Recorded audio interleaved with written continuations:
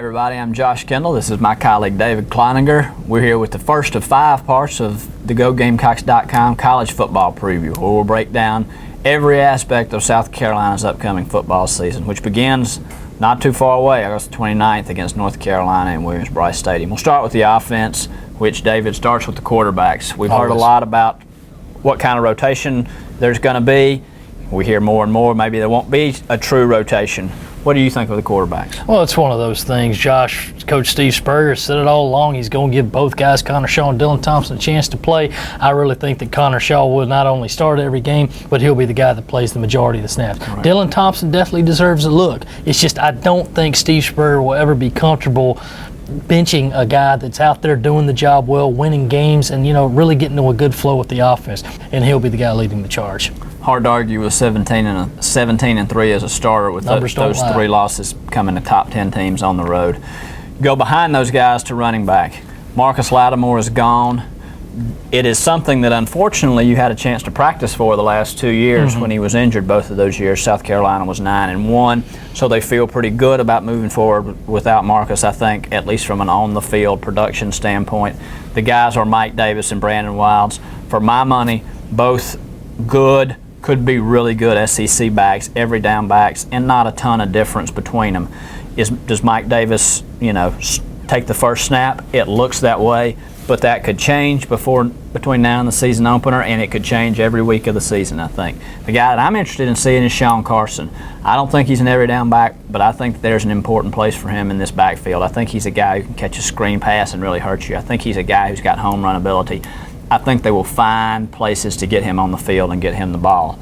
When he gets the ball, when Brandon gets the ball, they'll be running behind an offensive line that's got a lot of experience. What's your take on those guys? Well, that's the key word, Josh, experience. 4 out of 5 starters back, all guys that have played a lot of games, and particularly you've got a lot of talent emerging too. You knew that you had the talent in A.J. Cannon, Ronald Patrick when you got him out of high school, and in Brandon Shell just because of his sheer size and his bloodlines. But then a guy like Corey Robinson, a non-factor for 2 years, comes up and becomes a very, very strong left tackle, got NFL written all over him. Those 4 guys are going to make up the nucleus of a very powerful offensive line to not only protect Connor Shaw and or Dylan Thompson, but open up holes for that fleet of running backs that they have. Now, you do have one spot in there that's going to be the question mark. At center, T.J. Johnson's gone, and he took his 53 straight starts with him.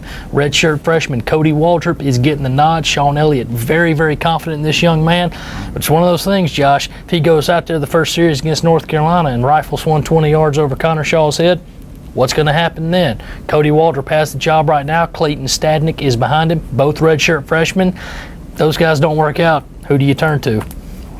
South Carolina fans hope they don't have to find out the answer to that question. At wide receiver, it's sort of a familiar question. Who's going to step up? Last year it was Ace Sanders.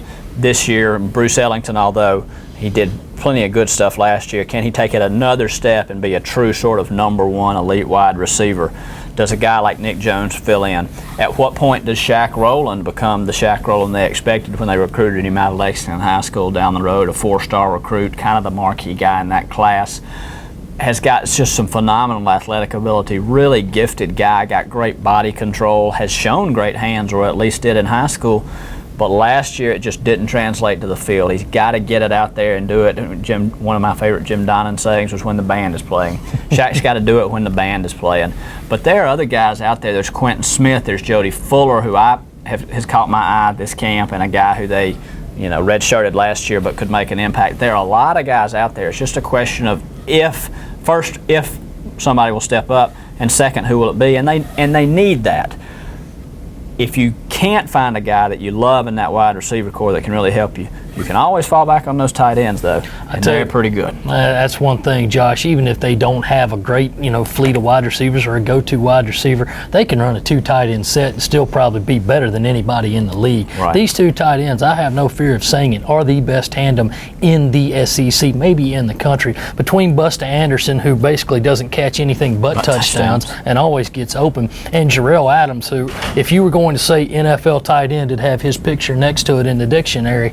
Those those two guys are going to be anchoring and playing a huge role in this offense. They can run 2 tight end set a whole lot and basically eliminate the fullback from the offense and, really just keep this offense going. You don't have a productive wide receiver, so what? Just curl your tight ends out on those 10-yard outs, throw them to the wheel route. The things that Pat DeMarco did so well but was just kind of undersung because he was mostly a blocking fullback. They can have this and have guys that can not only stretch the field but make the catch and get into the end zone and give defenses just a nightmare to prepare for. Yeah, the red zone, that's where I think you'll see a ton of those guys, and I agree with you. I think those guys are super talented. Both of those guys will play at the next level. How much will they contribute this year, I think, has a lot to do with how successful this offense is. We'll be back to talk about defense and special teams.